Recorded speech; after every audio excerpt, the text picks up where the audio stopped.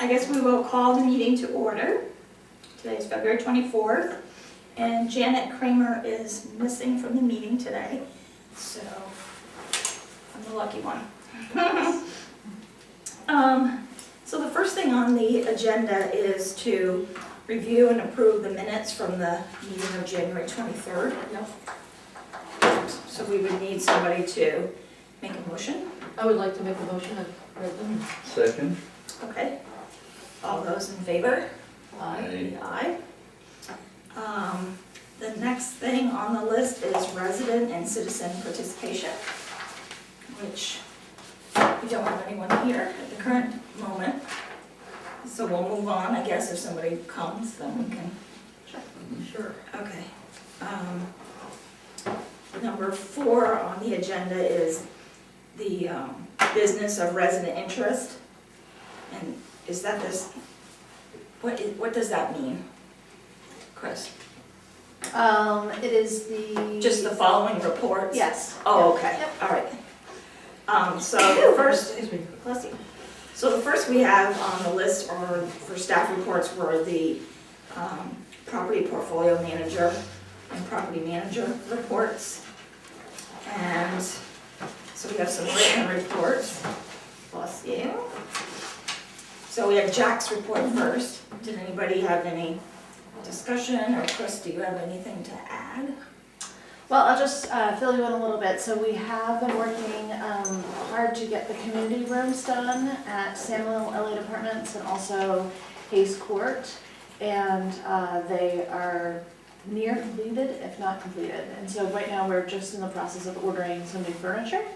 And so the rooms were painted, the residents were able to pick, they voted on a color to paint the rooms at each site. They were given a choice of a few colors, and then they picked the color.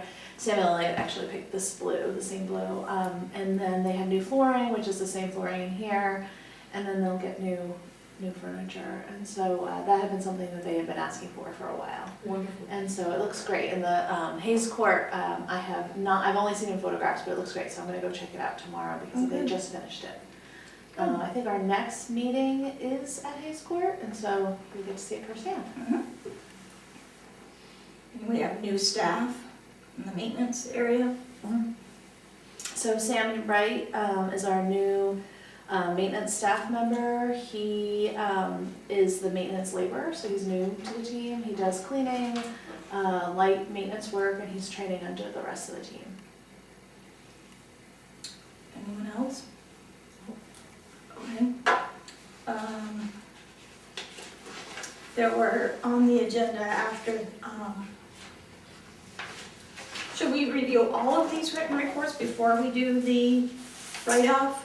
No, I think you could do, if you Okay. wanted to, you could go in line, so the next one would be the property management report, which has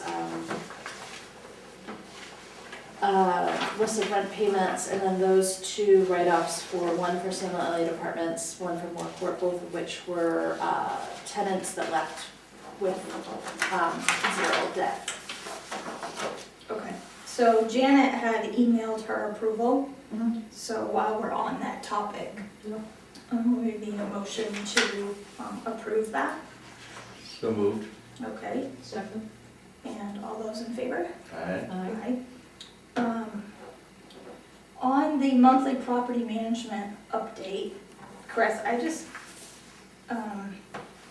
had a question about, so we are anticipating some upcoming in-house transfer that will be taking place. What does that mean? It means when somebody transfers from one unit to another. Oh, okay. So it could be something like their household size has changed, whether it's gone up or down, and so they're either over or under housed, so they move to a unit that has more or fewer bedrooms. It could also be that they received a reasonable accommodation to move to a different unit for a reason, meaning that a doctor approved an accommodation that based on a disability that they could move to they needed to move to a new building or a new apartment for a variety of reasons. Okay. We also have, we're starting, our wait list at Red Clover Commons is starting to move more, and so we're starting to get people who live in our housing at our RAD properties or other properties, and then they've applied to be on the wait list for Red Clover, and now they're moving to Red Clover. Oh, okay. So that would not be a regional accommodation, or they actually would transfer out of our RAD property and then go into that property. Mhm. But they have to go on the wait list, they can't just, They have to go on the wait list. They can't transfer just in-house to Red Clover or A.W. Richards. They have to be on the wait list for that. But we're starting to see that now people are moving up in the wait list. okay. And when the Samuel Elliott annual inspection with the fire department was conducted, is it that there were minimal findings? What Mhm. does that mean? Not a lot, just little things like some housekeeping Cough issues. drops, I'm good, thank you. Housekeeping issues, so things that the property manager had to follow up on to re-inspect. There were also some issues, just, just basic repair issues. Okay. All right. Anyone else? Okay. Looks like we would be on to the resident wellness and services program. Looks like there were minutes from a meeting that you had recently. So these are minutes from our Resident Advisory and Communication Committee. And so they meet monthly. They actually meet usually on the same day that we meet, so they met today. And we have residents, so from this meeting, we had residents from the Samuel Elliott Apartments, Ledgewood Heights, and Moorport. Today's meeting, which you'll get the minutes for in your next packet, we actually invited the Red Clover Commons. We're inviting, now, it was only public housing, but since we went RAD, we decided to invite residents from all the properties. And so now we had residents from Red Clover Commons come in and sit in and listen to see if they wanted to join the group as well. And so we actually had someone from every site except for A.W. Richards today, which was Wow. great. That is cool. And so they actually asked me if you looked at these concerns, because their concerns are very property oriented, like, whether, the plowing, whether it's good or bad, whether, if, as you can see after Ledgewood, they identified parking, not in parking spots, and, just different things that affect really their properties. And so, I did tell them that you received a notation of the notes as well. What does it mean when it says suggested staggered terms for board members, so not everyone ends at the same time? So we were in the process of writing the bylaws and the governance for the group, and they weren't sure how they wanted it to work, if they wanted it to be that people were elected, or if people that just applied and could get on. And so we were in the process of writing the bylaws, and, we were talking about term limits, and, why somebody would disqualify for being on the board and so far. So I think that once they've sort of solidified these bylaws, then we would present them to this board for your review. Okay, that makes sense. So they want to put, so I see at Ledgewood, they want to put in some speed humps.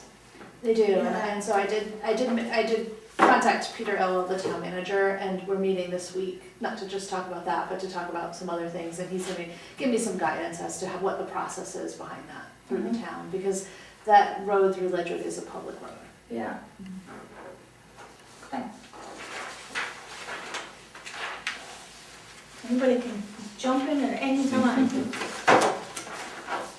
Wellness and services monthly board report. Lorelei, I guess, has the first piece. I just had a question. Down there where it says the WSSG has been reviewing the sharp/needles literature.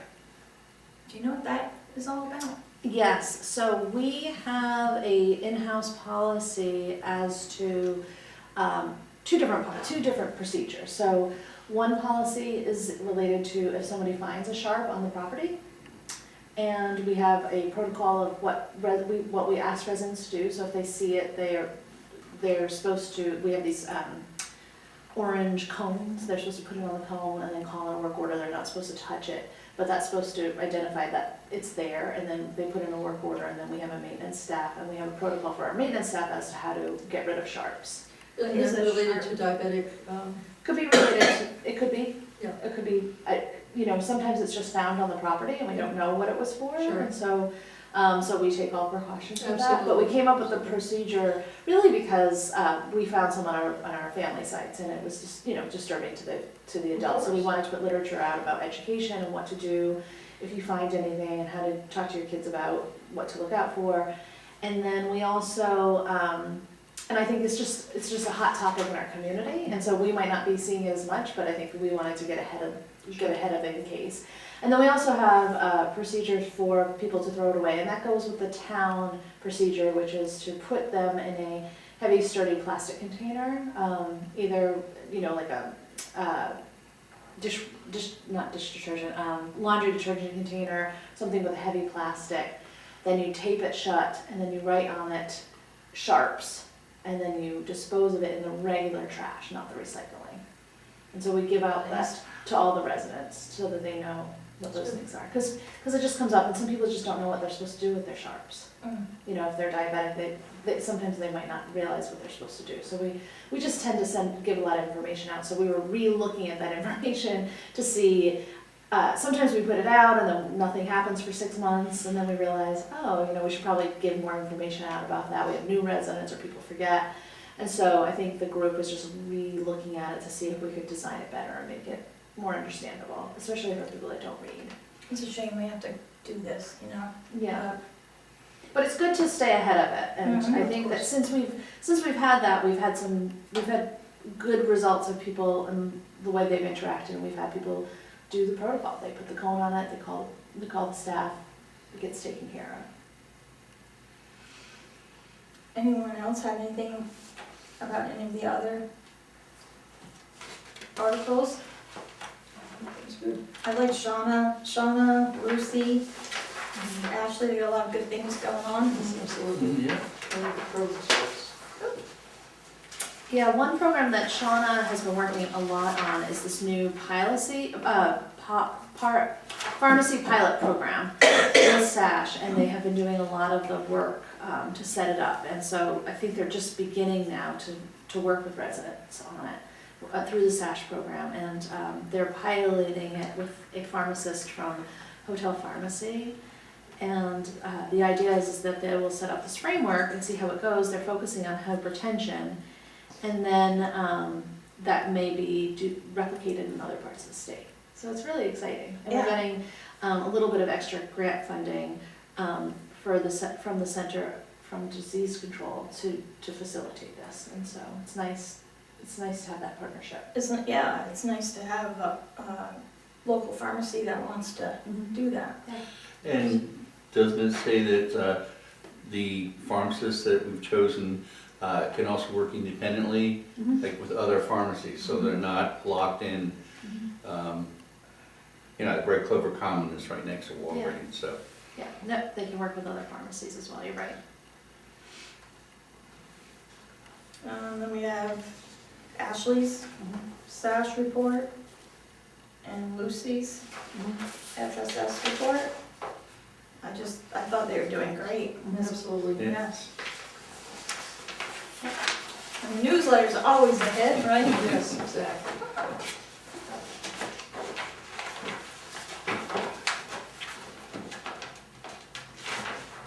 I didn't have anything particular, but I just thought it was well done.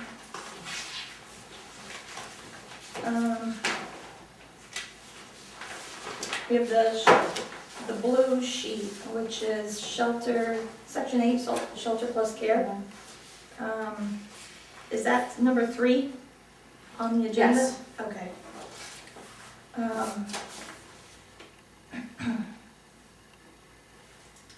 I just had a question about, or was just wondering if you could explain the shortfall and the fact that HUD doesn't wanna. So we are in process of talking to them about why we incurred the shortfall. It was very unexpected.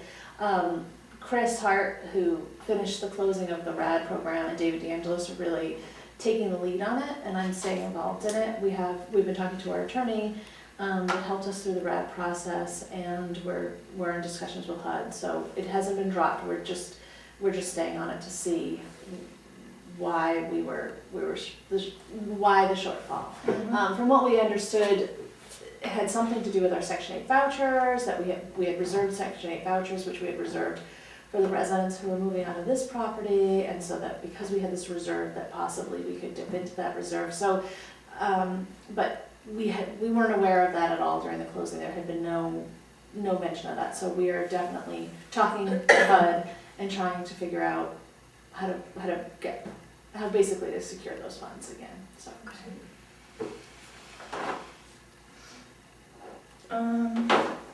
Rental assistance demonstration program. So that's the RAD program. There's really, outside of what we just were talking about, there's no real updates. So far it's been going well. We've been working with, our computer 10 Mass program to make sure that everything is set up correctly. But other than that, it has, I think at this point we're full steam ahead with the RAD program, and so we're feeling good about it. Okay. The check listing. I didn't see Green Mountain Power on here with their astronomical amount. Did we pay ahead or something? Or maybe they just decided not to bill us. I doubt that. It could be that we just had less this month. We were, so we had transferred to a fee accountant program, and so in that transition, we have been sort of catching up. And it could be that there was just one of the pieces that, yeah. Right, the big ones were Town and Brattleboro. I do feel like I signed off recently on a Green Mountain Power check, so Yeah. it could have been that we just missed this payment. I mean, this cycle. Yep. Anybody have anything to discuss about that? No, Okay. that's what I would thought too. So check signing, I have March, Janet has April, and Tom has May. Does that still go? I'm doing the last one of this month, which is for, February? Yeah. Oh, for Janet? This week? Yeah. Okay, thanks. Transition to fee accounting? Chris, I would imagine that you might have something to say about that? Yes, so as of the beginning of February, we decided to sign a contract with Gordon Griffin Accounting, which is an accounting firm in outside the Boston area that works with public housing organizations in Vermont, several in Vermont and other places, but they work with Rutland and Winooski and Bennington and Springfield. And we decided to go in this direction really as a cost savings thing. And they were here last week working with us and starting the process, and so far it's going very well. We were able to keep on our accounting assistant, and she was helping just in the process of sending them all of the material. And but it's definitely a transitional phase. This month and next month will be a big transition for us. So we're working hard at putting the pieces together and getting the framework, but it feels like we're going in the right direction. And I really think in the long run, it's going to save us a lot of money, and it will be a more sustainable idea. So yeah, and they've offered a lot of guidance around. They really understand the HUD regs and the RAD regulations as well, and so they've been giving us some guidance on how best to set our ledgers up. And so it's been great. That's good. Yeah, it was tough, but I felt like it really was something that just had to, the cost savings was too large to not try. So. Right. Okay. And budget preparation process for 2020. So yes, I just wanted to keep you, so our fiscal year will end at the end of March, which I know is very soon. And so we are really, we're scrambling to put a budget together and working with staff. And because of this transition, it's a little bit difficult, but we're hopeful that we'll have something really, something to show you next month. So just wanted to keep you in the loop. Anybody have any questions or anything? No. Okay. Next is large projects in progress. So FEMA PDMA. So that's the work at this site, which is the demolition and the widening of the brook. So Chris is working on the scope of this work and the timeline and other details of the entire project with our water engineer. So that's just still going forward. We're hoping to tear down the buildings, some further buildings along the brook starting in the spring. And that's just moving along as planned. And, you know, we have a match with FEMA, and so we're just trying to figure out exactly, you know, where to allocate money and where we can pull it from, so. Mm-hmm. And then for Red Clover 2, Chris sort of identified all of these things. So they've been reviewing the designs. They're still trying to figure out some more cost savings. And our funding application has gone in for the VHFA will be the securing our vouchers for the building. And so that's the meeting that I will be attending on the 30th of March. And so Chris and I are both attending that. And then we met with VHCB earlier in this month for them to introduce me. We went up to Montpelier and to have a discussion about just what they're looking for in terms of financial reporting. Mm-hmm. Okay. For moving to work, we are still on the wait list. Chris had reached out to HUD and they indicated to us that they were, that another notice would be going out prior to any decision about the lottery, so we're still waiting. And Chris has been organizing, part of her development is looking at what this community, what this space will look like. And part of that is she's been working with a group of folks that are interested in a project that's going to be held in June here at the site around the brook and the Abenaki Indians and just sort of the historical value of the land and incorporating some art. And so she is going to come next month on the 18th to discuss this project with the board. It's really exciting. I won't be able to do it justice if I discuss it, but she's talked to me at length about it and it sounds really fun. And I think it's a great way of engaging the community in the process of looking at what would be next without making any major decisions, but just getting people involved and really looking at the historical value of the land and the brook and how it has been used historically for many years prior to housing. That's really interesting. Or had anything to do with the Indians? Yeah, I didn't either, and so it's very interesting. So they're trying to do all this work. But Chris, this group is really excited about it, and they're going to do an event 3 Sundays in June. And so Chris will be able to tell you more about it. Mm-hmm. But she filled me in a couple days ago, and it sounds really exciting. So the next meeting, everybody understands that it's March 18th, right? Mm-hmm. We'll be able to attend that week. You will be? But everyone else was able to attend. And Okay. I can watch the video. Okay. All right. Does anybody have anything else to discuss that we had here in content of the meeting? Because the next thing is executive session. We've kind of plowed right through this. No? No. Okay. Well, I guess we need a motion to move into executive session. So move. Second. Oh, yep. And all in favor? Aye. Aye.